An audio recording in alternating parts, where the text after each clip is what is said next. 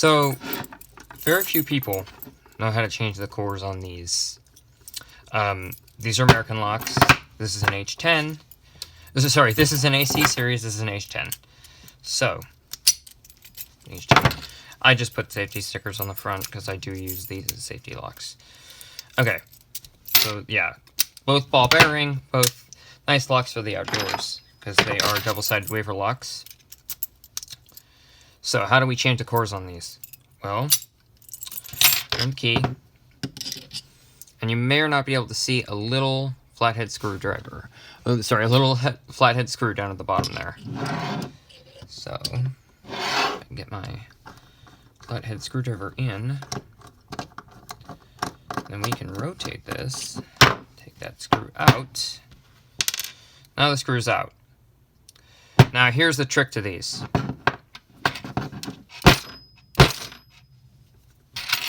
Now the core may or may not have come out now. Still hasn't come out. So, a couple more times.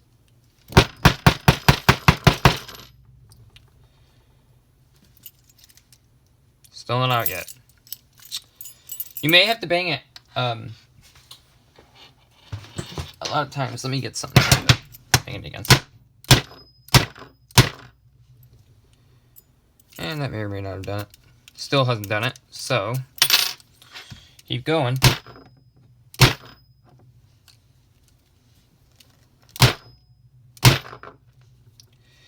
There's a little pin in here that holds this core in, and the screw blocks that pin from coming out. Sometimes it can be easy to get the pin out, other times it's not, but banging it is the only way to get it out. Let's see if it's come out yet. Oop, I can see the pin head now.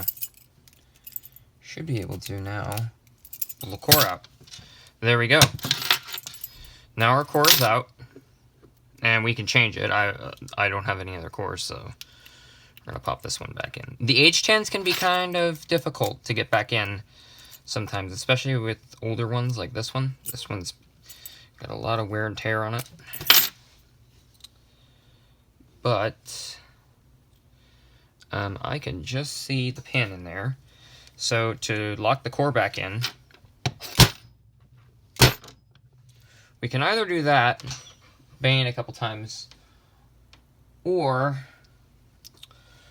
we can take maybe a pair of tweezers, or just anything that you can get down in that hole, and shove that pin back into its hole. Let's see here. Let's see if that pin is still in there. Ooh, pin is still showing. Alright, let me go get a tool to fix that.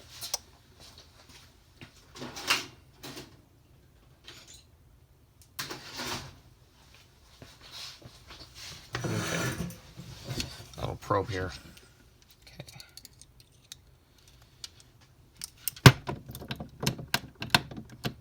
Okay. Let's see if it's in now. Appears it's in. We drop our screw back in. Ooh.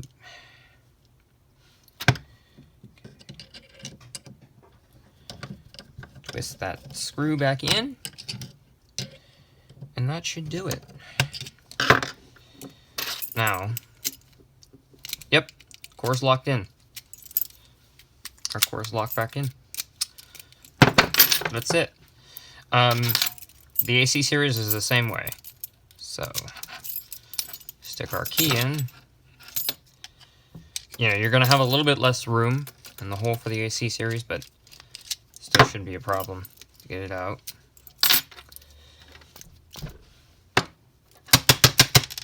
There's the screw.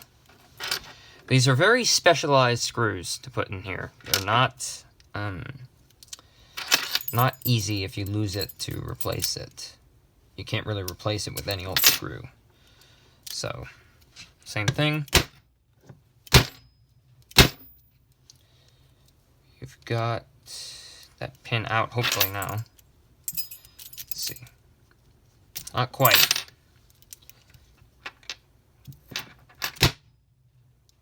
Let's see if you... Oh, there goes the core. And we've got her open. We got the core out.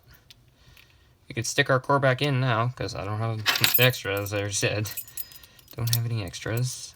So, put that back in. Stick our probe down there, or, you know, if you don't have something like this on hand, maybe you're in the field, then you can just bang again, and it should go back in. Put our screw down there now. And it's in. Now you want to test and make sure that core ain't going to come out, and it isn't. So we're good. That's it. That's how we change the core on American AC series and American H10.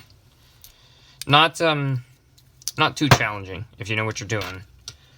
Of course, yeah, it does help to know what you're doing. But yeah, and then having something metal banging against is nice. But yeah, if you're in the field, you can bang it against a rock or whatever. Doesn't matter. But yeah, these are nice locks for the outdoors. But yeah, because they will take a lot of wear and tear. You can see that the shackle's all rusted on here and whatnot, but it still works fine. Spring is very, very powerful in the H10. Very nice and powerful spring in the H10. Yep. That's how we change the cores in these.